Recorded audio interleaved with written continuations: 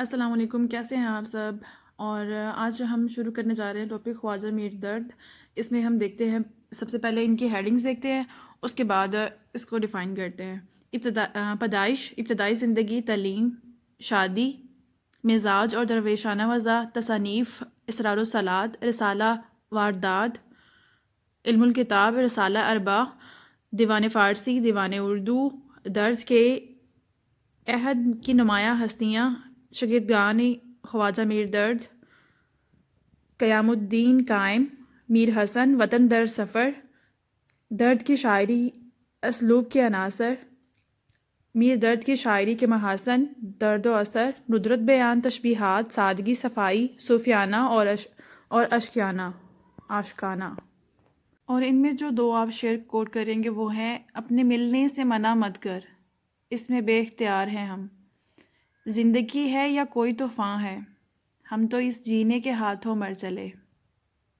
آئیے اب ہم دیکھتے ہیں خواجہ میر درد کی پیدائش اور ابتدائی زندگی ان کے دیکھتے ہیں۔ نام خواجہ میر درد تھا اور تخلص درد رکھتے تھے۔ خواجہ میر درد کی پیدائش 13 ستمبر 1721 کو ہوئی۔ والد کا نام خواجہ محمد ناصر تھا اور اندلیب تخلص رکھتے تھے۔ فارسی کے اچھے شاعر تھے۔ علم الکتاب میں خواجہ میر درد نے اپنے خاندان کے حالات کا ذکر کیا۔ مادر پادر کی طرف سے سعادت ہونے پر اللہ کا شکر ادا کیا۔ مادر پادر ماں باپ کی طرف سے، باپ کی طرف سے خواجہ میر درد کا سلسلہ نسب خواجہ بہاؤالدین نقش بند سے ملتا تھا اور ماں کی طرف سے ان کا شجر نسب شیخ عبدالقادر جیلانی رحمۃ اللہ علیہ تک پہنچتا ہے۔ اس کتاب سے یہ بھی معلوم ہوتا ہے کہ ان کے ایک چھوٹے بھائی سید میر محمدی بھی تھے جن کا انتقال محض 19 سال کی عمر میں ہو گیا۔ درد کے بیان کے مطابق بچپن ہی سے ان میں بزرگی کے آثار ظاہر ہونے لگے تھے۔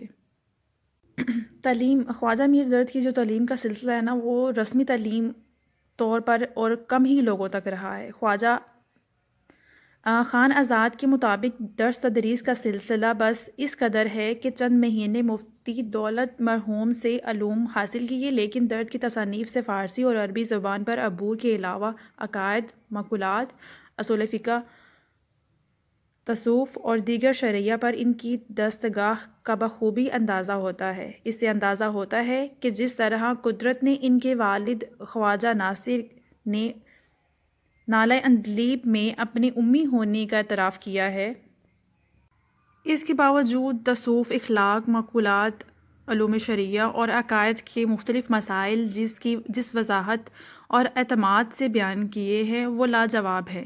یہ واقعہ ہے کہ درد کی زندگی پر ان کے والد کے روحانی فیض اور نالہ اندلیب کا ایسا گہرا نقش ہے۔ یہ بات بھی قابل ذکر ہے کہ نالہ اندلیب کے لکھنے میں خواجہ میر درد کا بھی بڑا حصہ تھا۔ ان کے والد قصہ بولتے جاتے تھے اور میر درد لکھتے جاتے تھے۔ شادی، خواجہ میر درد کی شادی ان کے والد نے 15-16 برس کی عمر میں کر دی تھی۔ درد کی بیوی کی عمر اس وقت 12 سال تھی۔ ان کی بیوی کے بارے میں کوئی تفصیل نہیں ملتی ہے۔ 1739 میں نادر شاہ درانی کے حملے کے زمانے میں انہوں نے اورنگزیب کی بہو مہر پرور بیگم کی قلعہ میں آنے کی پیشکش کو منظور نہیں کیا اور محض اللہ کے بھروسے شہر پناہ سے باہر برآمدہ کنارے پر قیام کیا۔ اس پرآشوب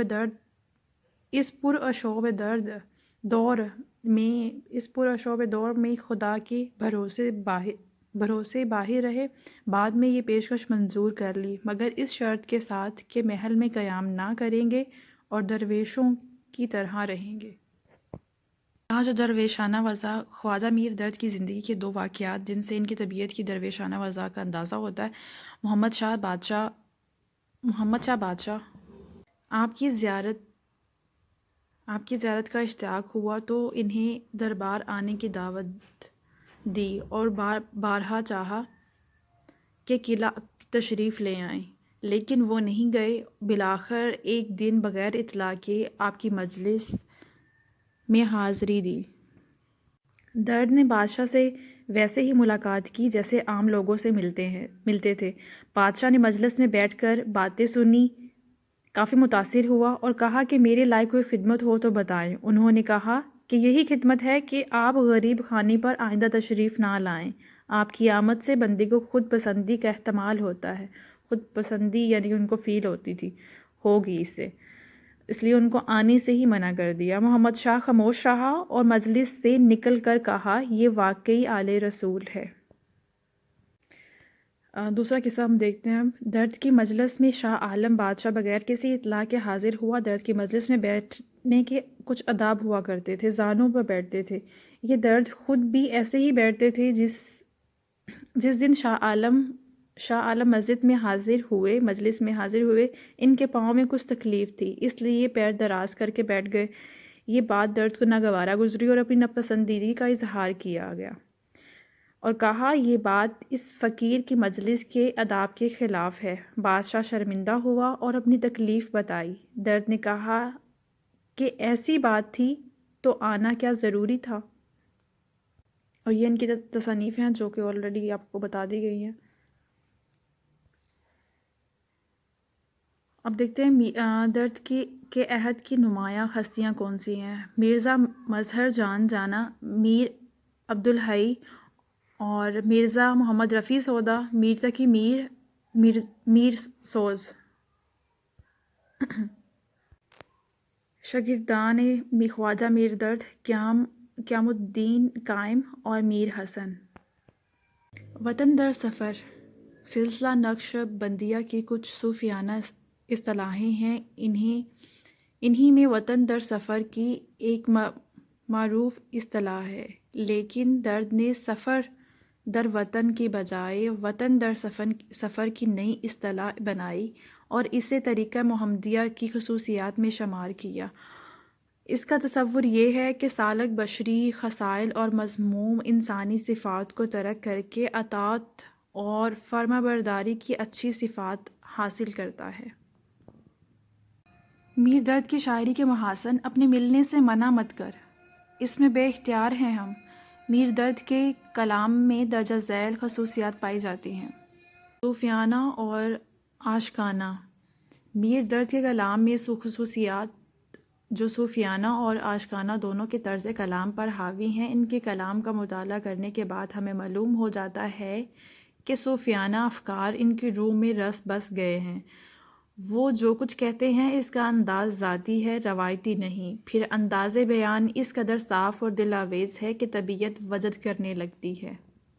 درد و اثر اکثر تذکرہ نگاروں نے اس خصوصیت کا ذکر خاص طور پر کیا ہے۔ لطف گلشن پنت میں تحریر کرتے ہیں، اگرچہ دیوان ان کا بہت مختصر ہے لیکن سراپا درد و اثر ہے۔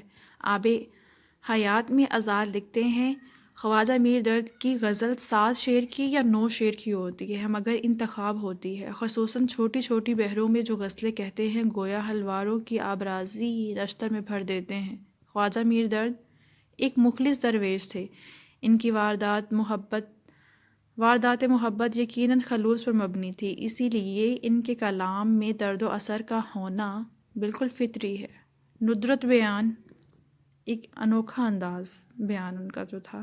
دنیا میں ایسے لوگ بہت کم ہیں جنہوں نے انسانیت کو نئے خیالات دیے ہیں۔ مثلاً ایک شاعر تو یہ کہتا ہے، شمع نہ ہوتے ہوئے بھی شمع کی تابانی اور آفتاب کی مانند ہے۔ تشبیہات، میر درد کے کلام میں تشبیہات کا زیادہ استعمال نہیں ہے، تاہم جن تشبیہات کا استعمال کیا وہ جدت اور دل آویزی سے خالی نہیں۔ سادگی، صفائی، یوں تو دیوان میں کثرت سے ایسے اشعار مل سکتے ہیں جو سادگی صفائی میں امتیازی درجہ رکھتے ہیں۔ زندگی ہے یا کوئی طوفان ہے، ہم تو اس جینے کے ہاتھوں مر چلے۔ Thank you for watching. اللہ حافظ۔